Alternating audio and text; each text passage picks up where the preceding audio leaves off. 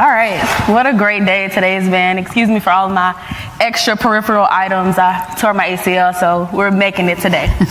But as our last panel, I just want to take the opportunity to kind of introduce the people that we'll be speaking with.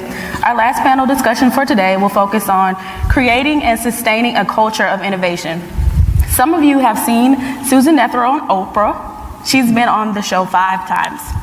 She's founded and was CEO of Intimacy, a highly successful retail bra fitting business. She's retired now and is managing director at an investment firm dedicated to working with women-owned businesses. Angela Brown is with us today from Canada, where she is president and CEO of Moneris Solutions, one of North America's leading payment processors. And unfortunately, Miss Monica Wooden couldn't be with us today, but lucky for me, I have the opportunity to pick our very own Dean Abernathy's brain, which she needs no introduction in the swamp, so we all know who she is. So with all of that, I just want to say welcome and thank you for joining us today. Thank you. So I want to get started, jump right into the questions. My background is in industrial engineering, and so human factors is something that's important to me. So human factors experts believe that many plane crashes occur due to a lack of communication between pilots and the co-pilots. Depending on the climate or culture, co-pilots are often afraid to speak up when they know something is wrong, or they use mitigating speech to avoid confronting the main pilot. This theory has also been applied to other industries. As women in powerful positions, how do you ensure that a company culture or academic culture driven by respect to authority and attitude towards hierarchy does not stifle innovation? We can start with you. Sure. Well, most companies today are really looking towards being innovative. It's an important part of their culture, but they don't always live and practice it in the day-to-day things that they do. But I believe that, and I think it's been shown, that companies that are very mission-driven, solutions-oriented, really foster a lot more idea and idea generation. Sometimes, especially in more manufacturing-based organizations that are very labor, or they're very production line intensive, that are a lot more formalized technical processes, it's harder to come in with an idea that doesn't have consequences or costs associated with it. So whereas other businesses that might be more service-oriented, changes can be made a lot more easily. I was fortunate to be in both. I was with Dow Chemical early on in my career, a very huge technologically driven company which was manufacturing all over the globe. And to make a change in some of the things that were going on in those companies really required a tremendous amount of cost, expense, time, and obviously, you only did it if you felt it made a really prudent decision that would help drive the business forward.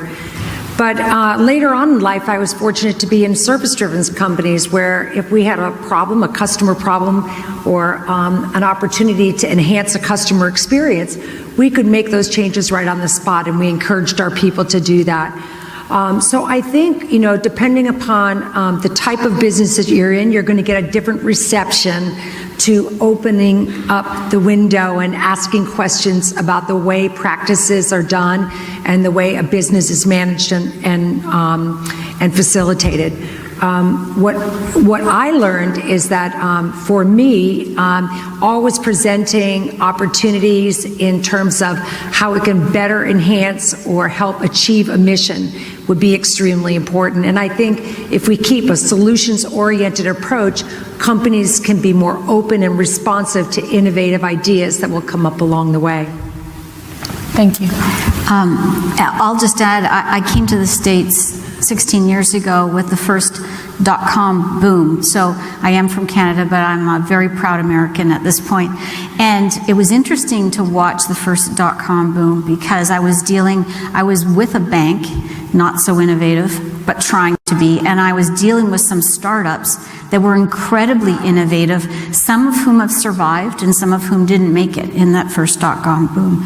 And I think that when you are looking for opportunities to innovate, one of the most important things you can probably do is any company is going to be interested in it, but it is in how you present it, and you need to know the environment you're in and what their priorities are, not just at a corporate level. You can have a great idea, but also at the group level that you're operating within and understanding the right way to sell it, to present it, and to anticipate who's going to love it and who might feel threatened by it, I think are important ways for you to navigate and create opportunities for yourself to put your innovative ideas forward. Companies that are bigger will have a program.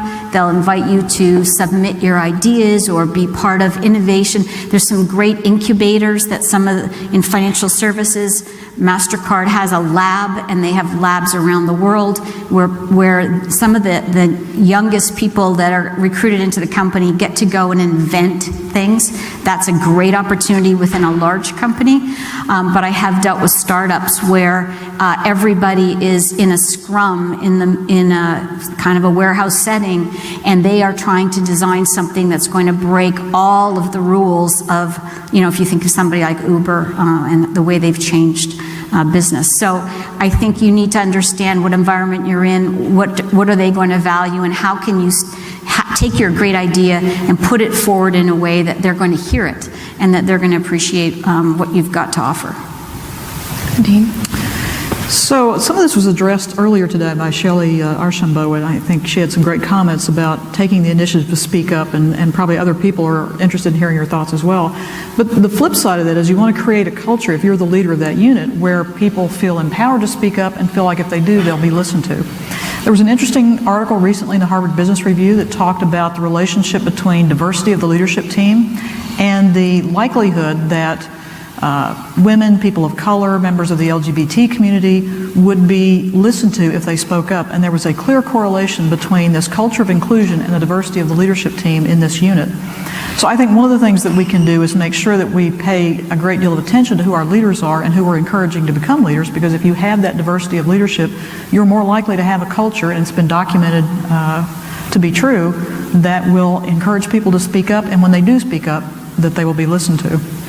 I'm just going to build on that because I started my career at Procter & Gamble, and they used to have a rule when there was a larger meeting of multiple layers of management that the most junior person in the room had to respond first.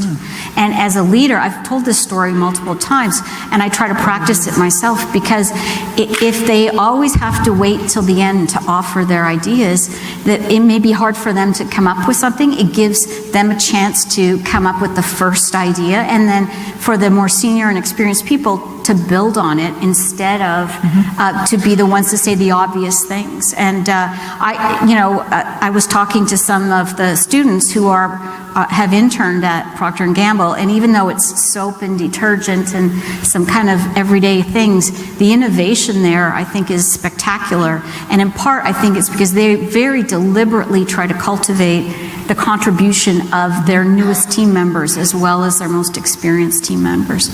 So you can look for a culture like that as well. One of the things that we found too was that always keeping your eye focused on the end mission or the consumer and the consumer's needs, and those needs do change a lot. But if you're always doing things to really defend and grow the business mission and the business sales, then people will be open and responsive to listening to that.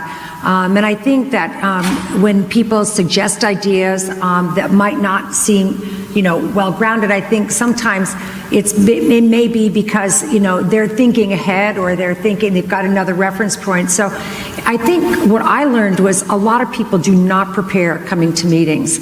They are really not thought through, and I know that's been brought up a couple of times today. But if you do have an innovative idea, or you've observed something going on where there could be improvement, really doing some homework on it, talking to a few others before, so when you get into the room, your idea doesn't fall flat.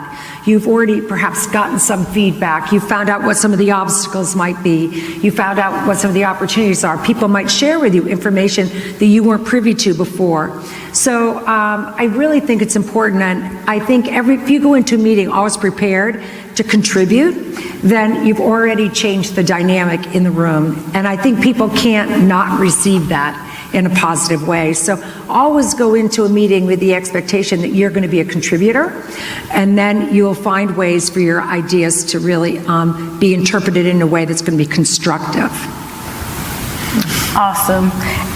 You offered some advice, and this was kind of from a top-down approach. So just as a follow-up to that question, as founders, CEOs, directors, deans, you're kind of often at the top of the totem pole. So what would you say to someone who is in a much less senior position, who has a great idea, or who knows that the current direction of the company is a poor choice?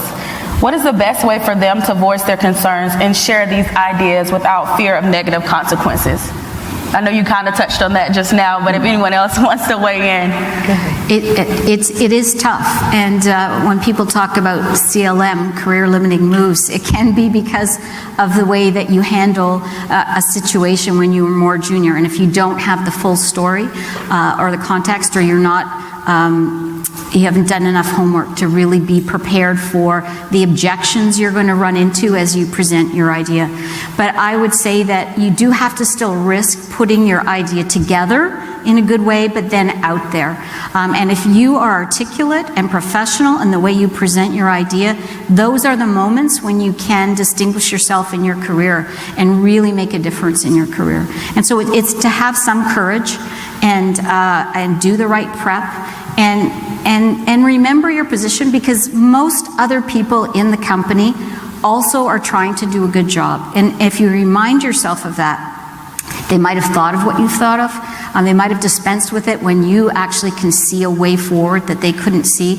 And so you need to work with those people and help them see your vision, take their input if they might have a better suggestion about the path. But absolutely have the courage of your convictions and take it forward, because that may be your moment.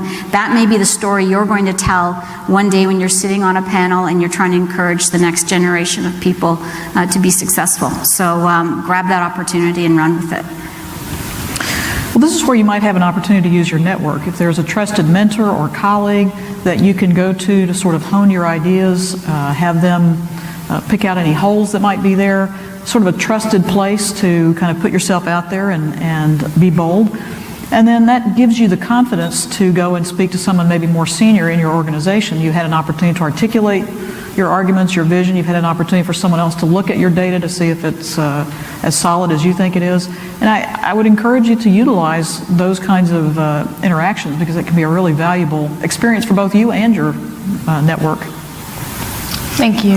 Oh, did you have one? I was just going to say one other philosophy is that I believe in incrementalism. Like you don't have to dump it all in someone's lap at once. And so if you take things in steps and stages, then you can kind of get checks and sign-offs on it, and it feels a lot better to the people around you. It's not like you shot a hole in something.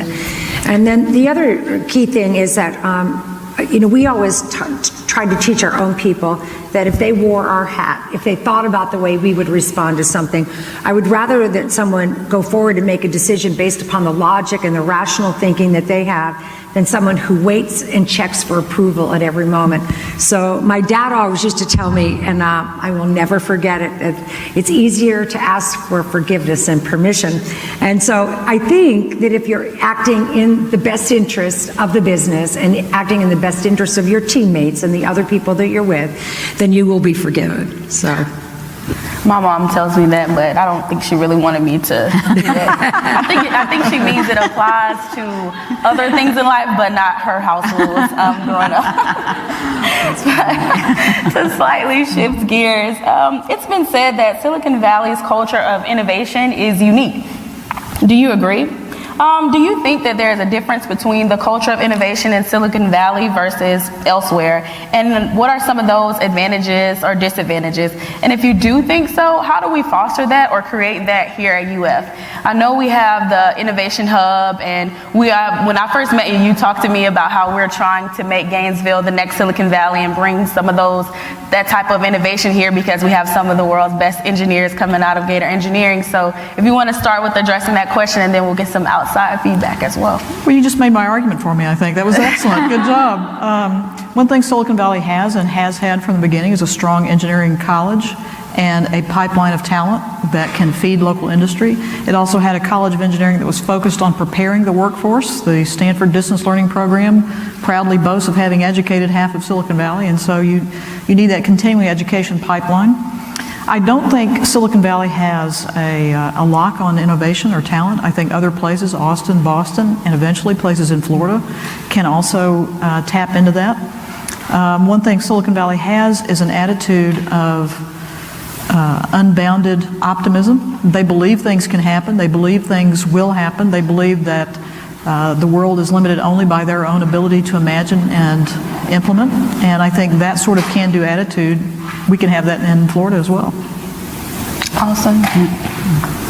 I think can-do attitude is the difference, and I think it's also an American attribute that I admire and that I think you can embrace, and that is when you think of some of the companies or startups that have really changed everything, I'm pretty sure at some point they ran into, well, that's not the way it's done, and the way that Uber has completely changed the way that you page and get a taxi in major urban centers. I mean, that's massive. You think of Netflix and the way they've changed the way people binge watch. I mean, I don't think the term binge watch used to exist. It existed now as a result of Netflix. And these companies, they had a big, big vision, but if they'd gone to a cable network and said, we have this idea, maybe it wouldn't have gotten anywhere. And so I think having the courage again to see something really different and go forward with it. And you don't have to even get it perfect. And you can see, we were talking earlier about how that iterative, agile approach to launching something, learning what's working and not working, and adapting it. I think that's something Silicon Valley has perfected, and it makes them so nimble and so able to improve.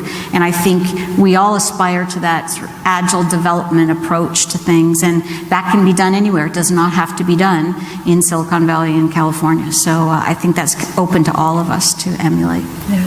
I think there's also a lot of fantastic environmental changes that are very conducive to innovative thinking. I think we're realizing that the best ideas don't necessarily come sitting at your desk, but it might be in the shower. It might be over that great cup of coffee at Starbucks. It could be in a shared work environment when you're brainstorming with somebody coming in. And those kinds of environments are creating catalysts for change and opportunities for people to, strategically shift their point of view, and enabling people to do problem solving in much more creative ways. I think groupthink, a group thinking process, consensus-driven thinking and problem solving isn't always really the place where you're going to see the big breakthroughs.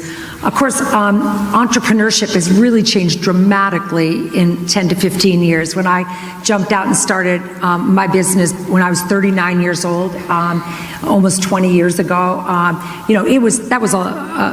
women weren't doing that, and people weren't thinking that they could start something new or thinking of that entrepreneurship was a fun way to go. I think today it's a form of expression. I think, young people, especially many of you in the audience today, are hoping that somewhere down the road you can jump out and find some new process or product idea or innovation that's going to be life-changing, and I'm sure you can. I would encourage people to kind of take advantage of everything that the corporate world has to offer by kind of learning a little bit about your trade, getting a little bit more exposure and business experience. Because for me, having that background enabled me to have a much more powerful vision of what we could accomplish, to approach things in ways that were non-traditional. And had we not had a lot of challenges along the way, we probably wouldn't have done what we did, and Oprah probably wouldn't have liked what we had to say. But, it was, I do think that today the environments really exist in many places, from your coffee house to, Starbucks to, the university environment. So it's really an opportune time everywhere. Mm-hmm. I think Oprah must have loved what you had to say. She brought you back 5 times. Even Facebook has a love, like. It's more than like now. It's love, extreme love. So, when you think of the most innovative companies in the world, What characteristics do you admire about them? What are the 3 key components a company must have to ensure innovation occurs? We'll start with you in the middle. I was with a bank working with Yahoo, and this is in the first .com boom, and Yahoo was a rock star. They're not today, but we were trying to launch a competitor to PayPal, and we actually did, and it's just unfortunate they didn't stick with it. But I'm sort of this go-between with the bank, and a bank wants to do things slowly and perfectly, and check off all the boxes. And Yahoo was in a rush to get their P2P solution out in the marketplace so that PayPal didn't get all the attention. And as we went through each phase of it, they were constantly saying, "Well, can we do that next week?"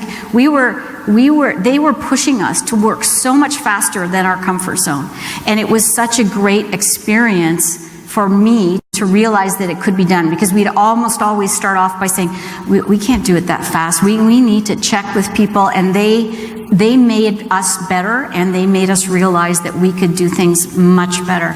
And I think that those first .com companies taught my generation a tremendous amount of what's possible.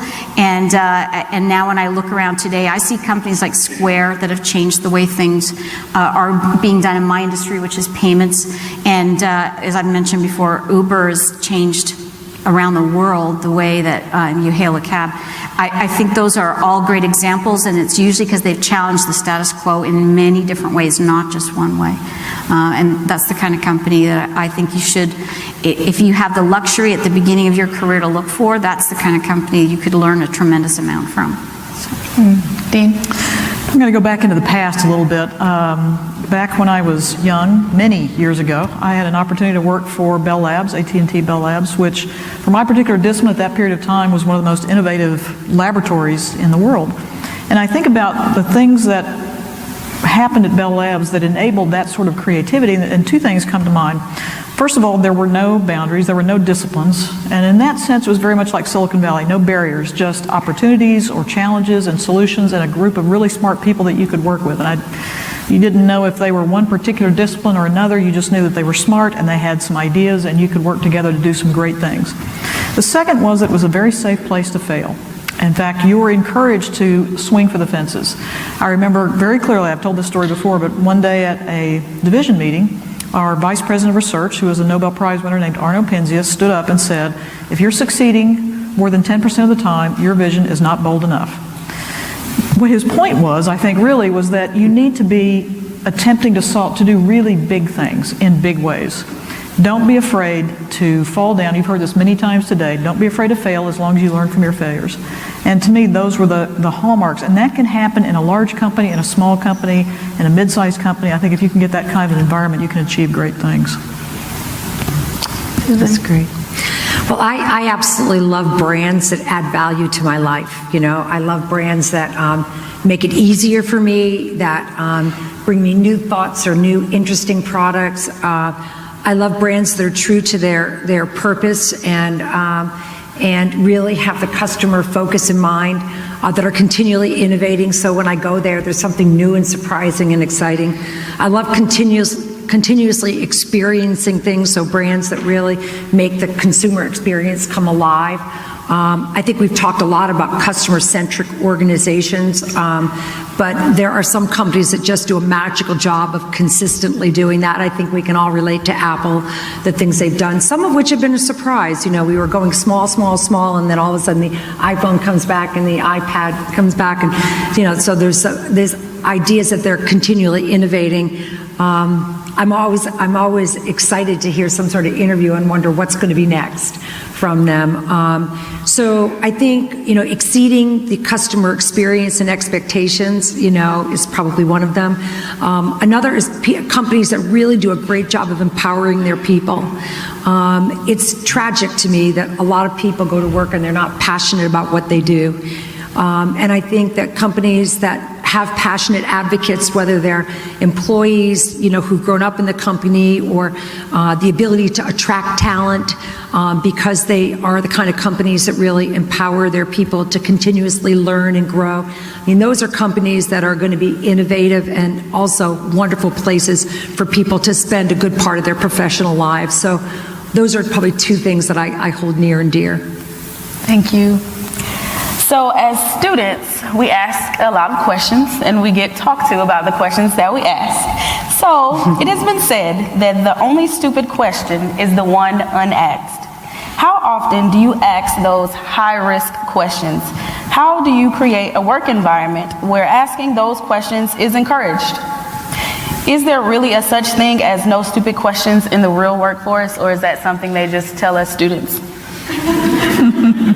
Let's start with you, Susan. I always used to say that when you start a new job, it's like a marriage, but you didn't know the other partner. It's like, ooh, it's really weird. It's kind of creepy. So I always just tell people, listen, after they'd had an interview, we extended an offer. I said, I just want you to know that you can go home at the end of the day, so you don't have to worry about that. The day will come, the end of the day will come, and you'll be able to be free again for a little bit so you can consume and absorb it all. And the second is you can always go to the restroom. No one's going to come get you in the restroom. But I kid around a little bit about that because I do think that joining a new company or taking a new job can sometimes be like a relationship that is yet to bloom because you don't know what it's all about. So in light of that, it might feel very risky to sometimes ask things, but the most important time to ask questions are when you're new, when you are going into a new experience, when you've joined a new industry. And I segued, people say to me, how did you get from chemicals to bras and now, investing in women's businesses? And, I segued about every 4 to 5 years through different industries and different markets. And all of that just gave me different perspectives, different business models, different ways of looking at things. But if someone didn't take the time to teach me about some of those things, I never would have known. So I think you can really, that's when you ask for people to help you. That's when you say, hey, I'm new to this, or gee, I'm not aware of that information. Do you have any research or information you could share with me? I think you can always ask for more and always ask in a way that's polite. And I don't think any question is an embarrassing question. Y'all heard that? 1 of 3 said there's no such thing as stupid questions. And don't apologize for asking. So it still gets to me in my own team if someone says, now can I ask a question? I'll say, no. Now what are you going to do? Don't ask if you can ask a question. Just find the right time and then ask your question. And it's legit to do it. And I think when I was younger, I made a point of asking questions because I did want to know more and distinguish myself. So I made a point of doing it. And I'm only going to tell you this as long as you don't retweet it. When you're asking questions or you're following up, don't be so intense. I was very intense early on, and I remember following my boss and standing outside the men's room because I wanted to get him when he would answer a question for me, and I knew I could catch him then. So when you said, you're okay if you go to the restroom, well, some junior person might really follow you there, and now that there's so many more women in business, I find myself in the restroom sometimes like, okay, I have to leave now, but so don't do that, but ask your questions and don't apologize for it. I think there's no stupid question as long as it's asked for the right reason. If you're genuinely trying to get information or relay a serious contribution, that's great. Don't use questioning as a passive-aggressive method of undermining someone else or attempting to achieve some other agenda other than information gathering or transmission. Otherwise, I think there's no stupid question. That's a very good point. Or belabor a group. Like if you really don't get something, and you really need more, schooling or, experience, take it offline. Don't hold back a whole group because you have a question you're not quite clear of the answer to. Thank you. Unfortunately, that was the last question that we had time for today.